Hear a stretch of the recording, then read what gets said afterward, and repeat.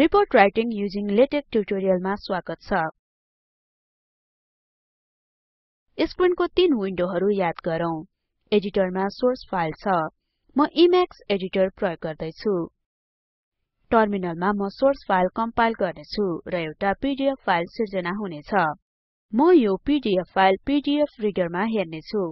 म MAC OS x मा scheme नामक एउटा पीडीएफ रिडर प्रयोग गर्दै छु। यो रिडरले पीडीएफ फाइलको सबैभन्दा नयाँ संस्करण लोड गर्नेछ। जब तपाई लेटेक प्रयोग गरी आफ्नो डकुमेन्ट सिर्जना गर्नुहुन्छ, तपाईले यी विन्डोहरुलाई नखप्टिने तरिकाले मिलाउनु पर्दैन। तपाई एउटा भिन्न एडिटर र भिन्न पीडीएफ रिडर पनि प्रयोग गर्न सक्नुहुन्छ। लिनक्स लगायत सम्पूर्ण युनिक्स सिस्टममा लेटेक प्रयोग गर्ने प्रक्रिया एकै हुन्छ। यो विन्डोजमा अलि भिन्न हुन सक्छ, तर सम्पूर्ण अपरेटिङ सिस्टममा सोर्स फाइल एकै हुन्छ। परिणामको रूपमा तपाईको विन्डोजको लेटेक सोर्स फाइलले कुनै परिवर्तन बिना युनिक्स लगायत अन्यमा काम गर्नेछ। यो श्रृंखलाको पहिलो स्पोकन ट्युटोरियल कम्पाइल गर्ने हो, जसले लेटेकको छोटो परिचय दिन्छ। यदि तपाईले पहिले नै हेरेको छैन भने तपाई यो हेर्न सक्नुहुन्छ। म टेक्स्ट साइजमा 12 पोइन्ट र आर्टिकल क्लास प्रयोग गर्दै छु। मैले सेक्सन, सबसेक्सन र सबसब-सेक्सनको शीर्षक तोकेको छु। यिनीहरु प्रत्येकको आर्गुमेन्ट आउटपुटमा सुहाउँदो स्थानमा देखा पर्छन्। यी सेक्सन शीर्षकहरुको भिन्न विशेषताहरु हेरौं। सोर्स फाइलमा खाली लाइनहरु भए पनि आउटपुट उही रहन्छ। म यहाँ केही खाली लाइनहरु थप्ने छु। सेभ र कम्पाइल गरौँ। कुनै भिन्नता छैन। सोर्स फाइल मूल अवस्थामा राखौं। कम्पाइल गरौँ।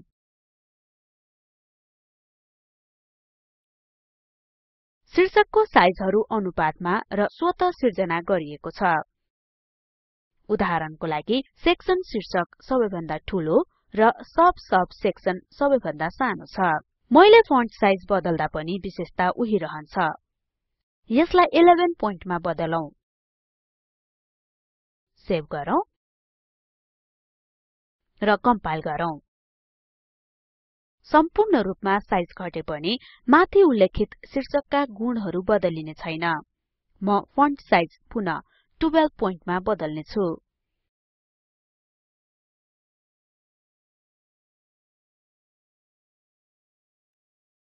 शीर्षकहरुको थप जानकारी दिने विशेषता भनेको स्वतः सेक्सन नम्बर सिर्जना गर्ने हो। उदाहरणको लागि म यहाँ अर्को सेक्सन इन्सर्ट गर्छु।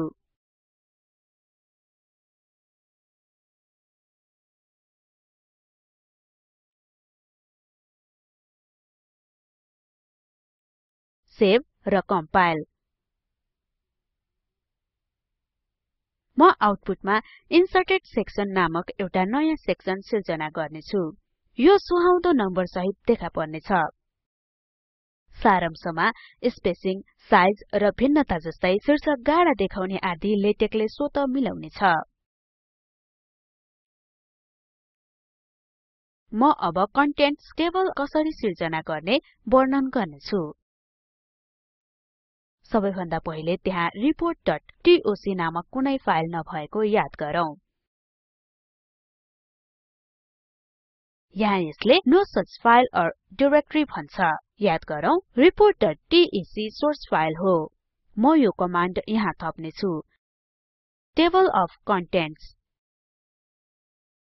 सेभ र कम्पाइल गरौँ।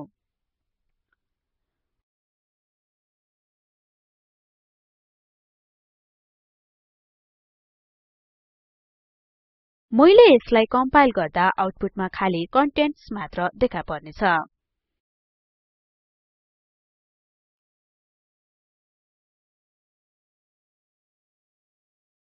अब हामीसँग report.toc नामक फाइल छ।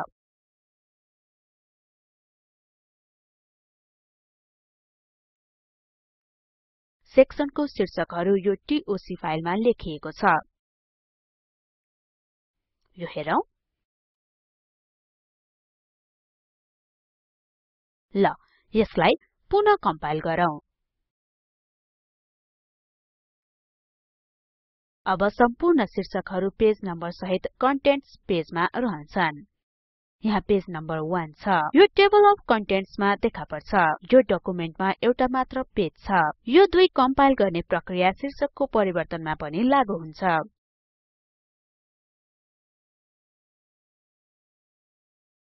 यहाँ एउटा नयाँ शीर्षक इन्सर्ट गरौँ। यसलाई मोडिफाइड सेक्सन नाम दिउँ।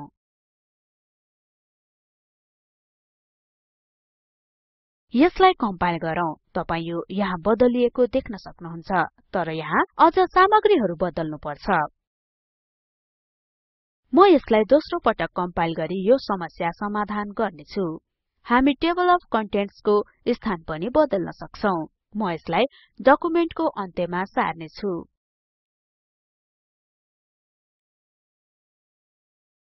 कम्पाइल गरौँ।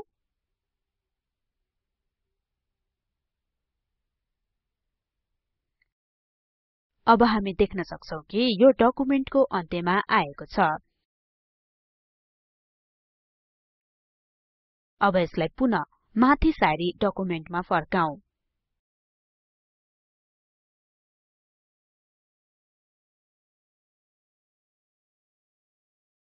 अब हामी डकुमेन्टको लागि एउटा शीर्षक राख्ने छौं। म यो यहाँ डकुमेन्ट क्लास पछि गर्नेछु। अथर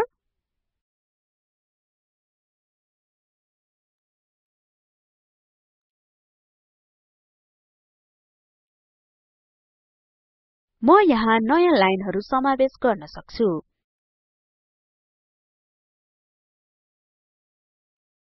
मिति आजको मिति अनि फर्स्ट क्रिएटेड अन 13th जुलाई 2007।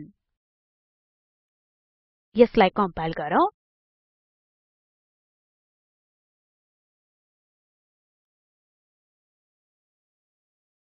त्यहाँ कुनै परिवर्तनहरु छैनन्। यो किनभने मैले लेटेक्सलाई यो जानकारीले के गर्ने भनेको छैन। त्यसैले म यहाँ डकुमेन्ट पछि मेक टाइटल कमान्ड थप्नेछु।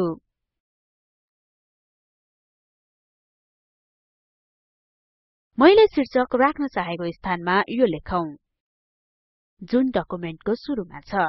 कम्पाइल गर्दा यो शीर्षक आउटपुटमा देखा पर्छ। हामी यो डकुमेन्टको क्लास आर्टिकलबाट रिपोर्टमा बदल्ने छौं।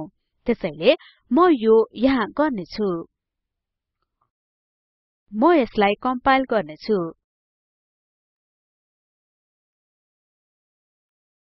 कम्पाइल गर्दा शीर्षक पुरै पेजमा देखा पर्छ। सामग्रीहरु पेज 1 सहित नयाँ पेजमा देखा पर्छ। यसको नम्बर 1 छ।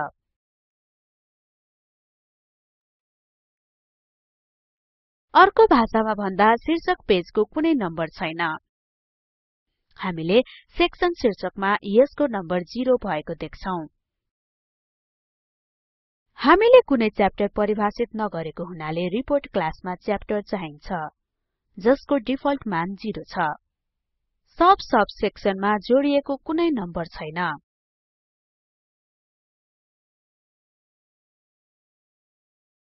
कन्टेन्ट्सको जानकारी सही छैन। यसमा अझ पुरानो नम्बरहरु छन्।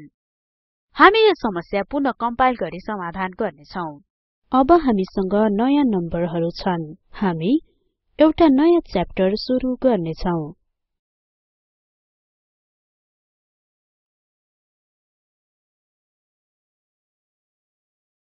हामी यसलाई फर्स्ट च्याप्टर भन्नेछौं। यसलाई दुई पटक कम्पाइल गरौँ। सामग्रीहरु परिवर्तन हुँदैनन्, तर अन्य कुराहरु छुटेका छन्। कारण भनेको च्याप्टर कमान्ड एउटा नयाँ पेज अनुसार सुरु हुन्छ। अर्को पेजमा जाउँ र यो पक्का गरौँ। नयाँ पेजमा च्याप्टर शब्द हेरौं। यो यहाँ हेरौं। म यहाँ फर्कन्छु। म यसलाई कम्पाइल गर्छु। तपाई एक पटक पुनः नयाँ च्याप्टर जानकारी सामग्रीहरुमा देख्न सक्नुहुन्छ। यदि तपाई एपेन्डिक्सहरु थप्न चाहनुहुन्छ भने एपेन्डिक्स कमान्ड इन्सर्ट गरौँ। एपेन्डिक्स र म अब एपेन्डिक्समा एउटा नयाँ च्याप्टर सुरु गर्नेछु।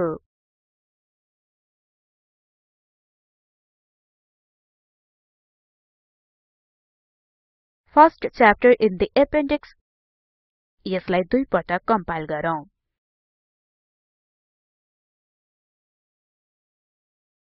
तपाई यहाँ पहिलो च्याप्टर देख्न सक्नुहुन्छ। त्यहाँ जाउँ र यो कस्तो देखिन्छ हेरौं। एपेन्डिक्स A नयाँ पेजमा सरेको छ र तपाई पेज नम्बर 4 भएको देख्न सक्नुहुन्छ र यहाँ तपाई यो शब्द एपेन्डिक्स देख्न सक्नुहुन्छ। एउटा थप च्याप्टर थपौं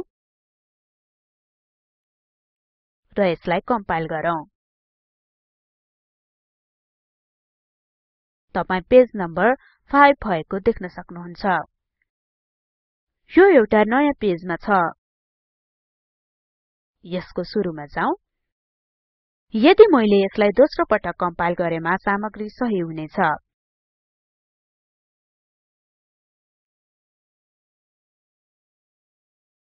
यदि हामी रिपोर्ट क्लास पुनः आर्टिकलमा बदल्न चाहन्छौं भने के हुन्छ? यहाँ जाउँ। यसलाई कम्पाइल गरौँ।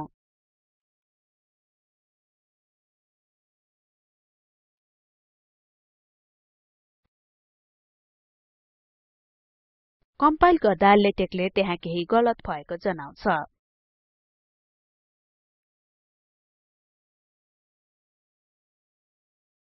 ल यसरी लेटेक बन्द हुँदा हामीसँग दुई तरिकाहरु छन्।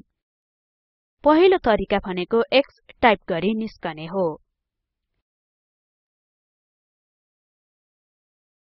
साधारणतया पीडीएफ फाइलमा सम्पूर्ण अघिल्ला पेजहरु हुन्छन्, तर यो अवस्थामा यसले आउटपुटको कुनै पेज नभएको भन्छ। हामी तुरुन्त सोर्स फाइलमा जान, समस्याहरु परिमार्जन गर्न र अघि बढ्न सक्छौं। यदि सिकारुले सुरुमा कम्पाइल बारम्बार गरेमा एररहरु पहिचान गर्न सजिलो हुन्छ। कुनै पनि गल्ती तुरुन्तै पहिल्याउन सकिन्छ। कहिलेकाहीँ जब गल्तीले गर्दा लेटेक रोकिन्छ, म त्यसै समयमा त्यहाँ डकुमेन्ट एन्ड गर्नेछु। साथै सम्पूर्ण ओपन इन्भाइरोमेन्टहरु पनि बन्द गरौँ र गल्ती पहिचान र ठिक गर्ने कोसिस गरौँ। लेटेकमा एन्ड डकुमेन्ट कमान्ड पछि आएका सामग्रीहरुले कुनै असर नगर्ने हुनाले त्यो भाग बदल्नु पर्दैन। एक पटक गल्ती ठिक गरेपछि बीचका एन्ड डकुमेन्ट कमान्ड र क्लोज इन्भाइरोमेन्टको कमान्ड हटाउन सकिन्छ। जब लेटेकले कुनै गल्ती भेटेर रोकिन्छ, हामी यसलाई छोडी अघि बढ्ने बनाउन पनि सक्छौं।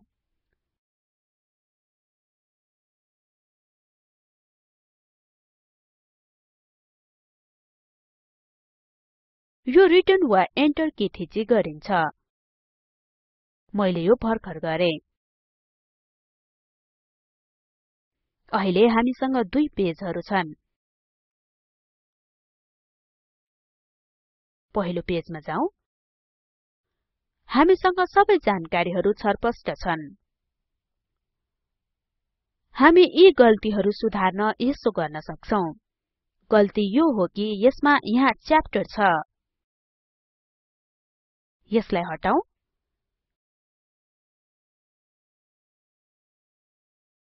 यो कम्पाइल गरौँ। ल यो पुनः गरौँ। दोस्रो पटक कम्पाइल गरौँ। यसले प्रतिक्रिया दिन्छ र प्रतिक्रिया जारी राख्छ कि त्यहाँ एउटा च्याप्टर छ र यो टेबल अफ कन्टेन्ट्स र एपेन्डिक्समा छ।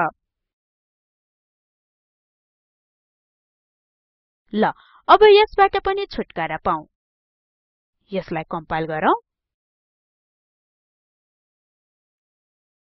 ल अब यो कुनै समस्या बिना चल्छ र पुरै डकुमेन्ट एकै पेजमा अट्छ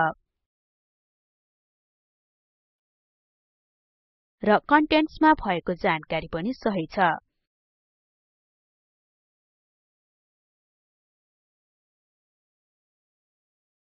सोर्स फाइलमा परिवर्तन गर्नुहोस् तपाई मुख्य टेक्स्ट साथै एपेन्डिक्स र रिपोर्ट स्टाइलमा नयाँ सेक्सन सब सेक्सन थप्न सक्नुहुन्छ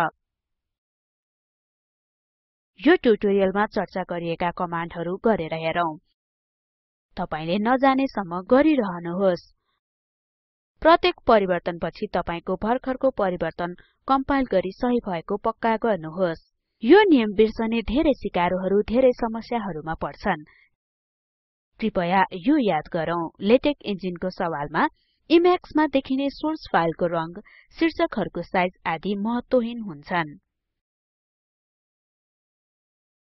लेटेकमा सोर्स फाइल सही हुनुपर्छ न कि यो कसरी बनेको छ यसरी हामी यो ट्युटोरियलको अन्त्यमा आएका छौं सहभागिताको लागि धन्यवाद म मन्दिरा थापा बिदा हुदैछु नमस्कार